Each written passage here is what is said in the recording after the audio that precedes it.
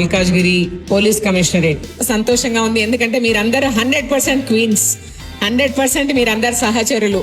ఏమంటే మీరు పోలీస్తో పాటు సహచరి అవుతే నిజంగా కూడా మనం సస్యశ్యామల రాష్ట్రాన్ని ఎట్లా చూడబోతామన్నది. మన బస్తీలను మనము భద్రతాపరంగా 100% we will make our బస్తీ సేఫ్.